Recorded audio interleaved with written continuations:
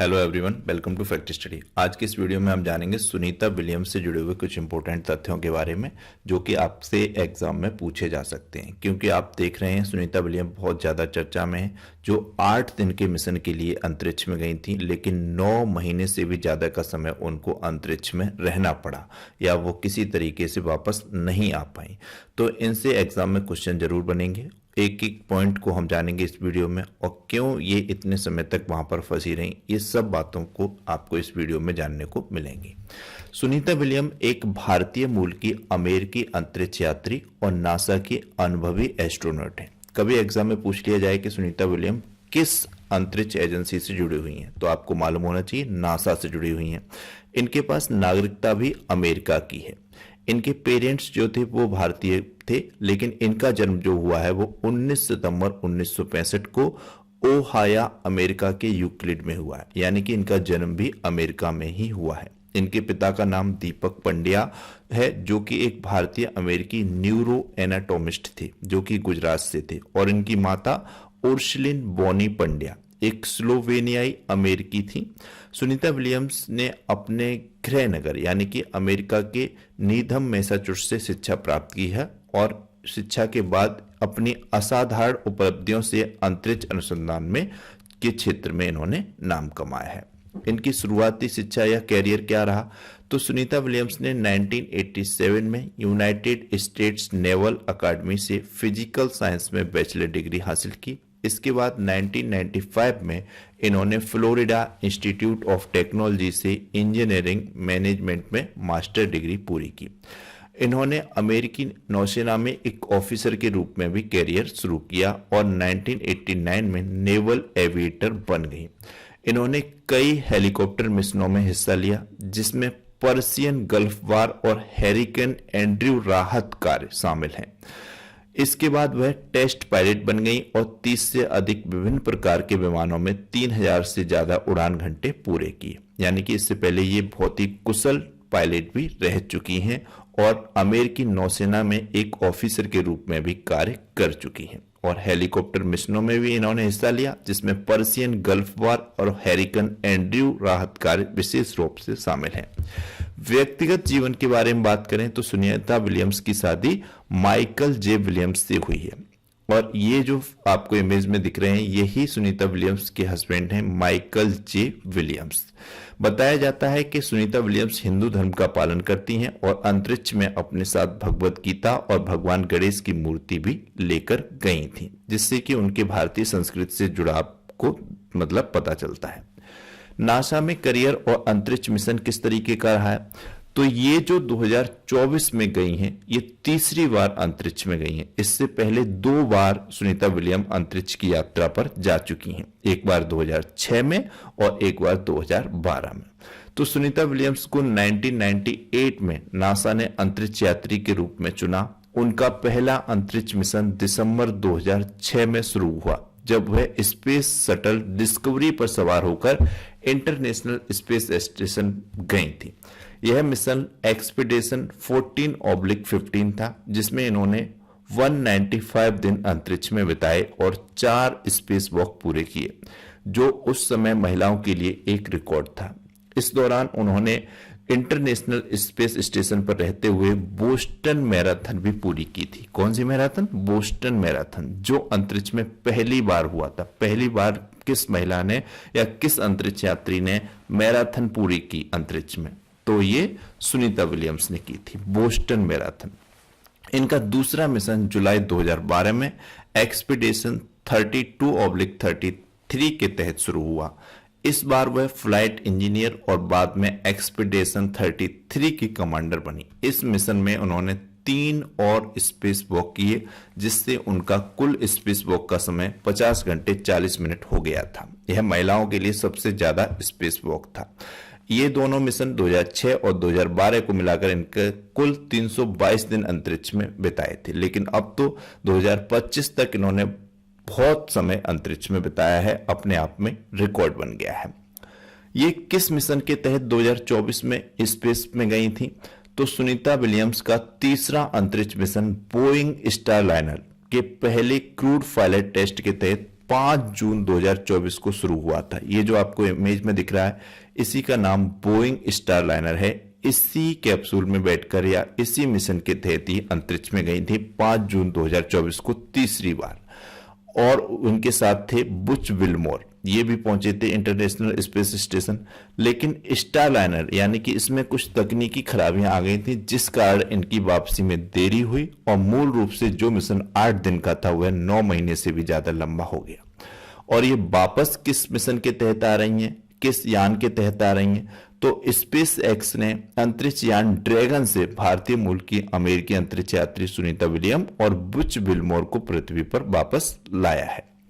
ये दोनों ही नाम आपको ध्यान रखने हैं। बोइंग स्टारलाइनर, इसके माध्यम से 5 जून 2024 को सुनीता विलियम अंतरिक्ष में गई थी और वापस आई हैं स्पेस एक्स के अंतरिक्ष यान ड्रैगन के तहत। ये नाम भी आपको ध्यान रखना है। ये जो आपको इमेज में दिख रहा है, ये है स्पेस एक्स के द्वारा बनाया गया मिशन, मतलब ड्रैगन अंतरिक्ष यान। इसी के तहत सुनीता विलियम वापस आई हैं।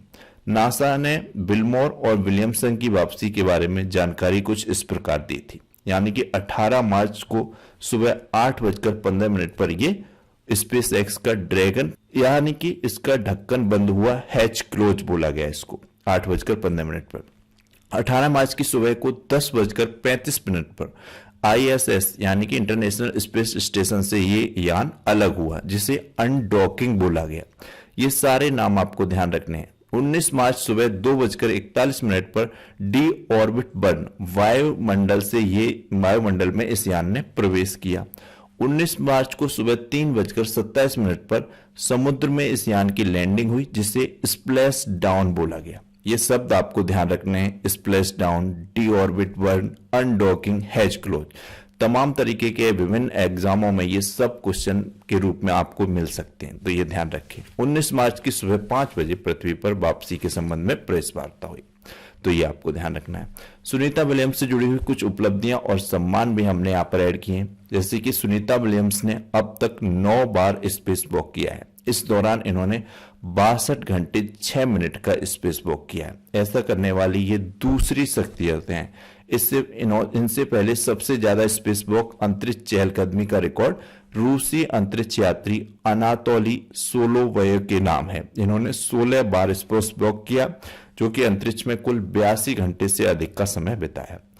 दूसरी उपलब्धि है वह अंतरिक्ष में मैराथन और ट्रायथलॉन पूरा करने वाली पहली व्यक्ति हैं सुनीता विलियम। मैराथन जैसे कि बताया था हमने, इन्होंने 2006 में किया था, और ट्रायथलॉन भी कर चुकी हैं ये। तो मैराथन और ट्रायथलॉन में डिफरेंस क्या है? मैराथन में सिर्फ रनिंग होती है, वो 15 किलोमीटर की रनिंग हो, 30 किलोमीटर की हो, 50 किलोमीटर की हो, और उसे अलग अलग समय में अलग अलग व्यक्तियों के द्वारा पूरा किया जाता है। ट्रायथलॉन एक टाइम लिमिट होती है, इसमें विभिन्न तरीके की एक्टिविटीज होती हैं, जैसे कि रनिंग हो गई, जंपिंग हो गई, साइकिलिंग हो गई, और ये एक टाइम के अंतर्गत पूरी करनी होती। तो ये डिफरेंस होता है मैराथन और ट्रायथलॉन। ये दोनों ही अंतरिक्ष में पूर्ण करने वाली पहली व्यक्ति सुनीता विलियम है। इन्हें कई अन्य पुरस्कार भी मिले हैं, जिसमें भारत का पद्म भूषण पुरस्कार भी है, जो कि 2008 में सुनीता विलियम को दिया गया था। तो क्वेश्चन पूछा जा सकता है, सुनीता विलियम को किस वर्ष में पद्म भूषण पुरस्कार प्रदान किया गया भारत सरकार के द्वारा? तो 2008 में किया गया। नेवी कमेंडेशन मेडल भी दिया गया, नासा स्पेस फ्लाइट मेडल भी इनको प्राप्त किया है इन्होंने। सुनीता विलियम्स ने अपने जीवन और अंतरिक्ष यात्राओं के दौरान कई अवसरों पर प्रेरक बातें कही हैं, जो कि हम सबको पता होनी चाहिए, जो इनकी मेहनत, साहस और समर्पण को दर्शाती हैं। उनकी कही गई बातें और उनके अनुभवों से हम प्रेरणा ले सकते हैं।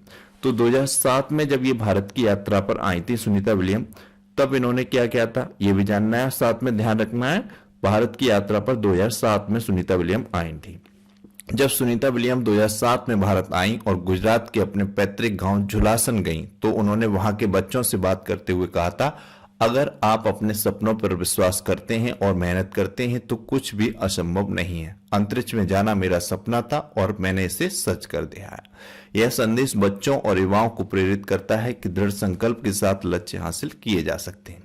अंतरिक्ष में ही 2024 में जब ये फंसी हुई थी, तो दिवाली के समय पर इन्होंने एक मैसेज दिया था, यहां से पृथ्वी को देखना अद्भुत है। यह हमें याद दिलाता है कि हम सब एक हैं और हमें एक दूसरे का सम्मान करना चाहिए। ये बात सुनीता विलियम ने दिवाली के मौके पर मतलब अंतरिक्ष में फंसे होने के दौरान बोली थी। यह संदेश एकता और मानवता के प्रति उनके नजरिए को दर्शाता है, जो कि प्रेरणादायक है। अंतरिक्ष में चुनौतियों पर क्या बोला इन्होंने, तो 2024 में ही इंटरनेशनल स्पेस स्टेशन से प्रेस कॉन्फ्रेंस की इन्होंने और बोला कि हम यहाँ तैयार रहते हैं, कुछ भी हो सकता है। यह एक टेस्ट फ्लाइट है और हम हर स्थिति के लिए प्रशिक्षित हैं। मुश्किलें आती हैं लेकिन हम उन्हें अवसर में बदल देते हैं। उनका यह संदेश उनके धैर्य, अनुकूलता और सकारात्मक सोच को दिखाता है, जो दूसरों के लिए पीड़ा का स्रोत है। फिटनेस और स्वास्थ्य पर इन्होंने एक बार बोला कि हम जब इनके बारे में अफवाहें फैल रही थी कि सुनीता विलियम जब फंसी हुई हैं स्पेस में, तो क्या इनकी सेहत बहुत डाउन हो गई है, ये क्या वापस आ पाएंगी, नहीं आ पाएंगी, क्या खा रही हैं, क्या नहीं खा रही हैं, तब इन्होंने कहा कि हम यहाँ पर हर दिन मेहनत करते हैं, वर्कआउट करते हैं, सही खाते हैं और मजे भी करते हैं। चुनौतियां हमें मजबूत बनाती हैं। यह उनकी शारीरिक और मानसिक मजबूती को उजागर करती है, जो कि विशेष रूप से प्रेरक है। तो ये सब बातें भी हमने यहाँ पर ऐड की, जिससे कि हम प्रेरणा ले सकें सुनीता विलियम के जीवन से और उनकी बातों से। सुनीता विलियम्स की यात्रा न केवल अंतरिक्ष अनुसंधान में योगदान देती है, बल्कि युवाओं, खासकर लड़कियों को जिनको विज्ञान, तकनीकी, इंजीनियर, गणित के क्षेत्र में कैरियर बनाना है, उनको प्रेरित करती है। विशेष रूप से उनकी कहानी मेहनत, लगन और साहस का प्रतीक है। तो सुनीता विलियम की कहानी हर एक व्यक्ति के लिए विशेष रूप से एक एग्जाम्पल सेट करती है, और लड़कियां जिनको विज्ञान, गणित, इन सब सब्जेक्ट में कमजोर माना जाता है, उनके लिए बहुत अच्छा प्रेरणादायक है। तो ये आपको वीडियो कैसा लगा जरूर बताइएगा। लास्ट वीडियो का क्वेश्चन है, इसका आंसर था option A, deep seek AI जो है वो चीन देश की आर्टिफिशियल इंटेलिजेंस है। आज की वीडियो का क्वेश्चन है, अंतरिक्ष में जाने वाले पहले भारतीय व्यक्ति कौन है, ये आप बता सकते हैं। साथ में सन भी मेंशन कीजिएगा किस वर्ष ये गए थे। तो इसका आंसर आप जरूर कीजिएगा कमेंट बॉक्स में। वीडियो आपको कैसा लगा कमेंट बॉक्स में बताइएगा। चैनल को सब्सक्राइब कीजिएगा, वीडियो को लाइक और शेयर कीजिएगा। Thank you so much.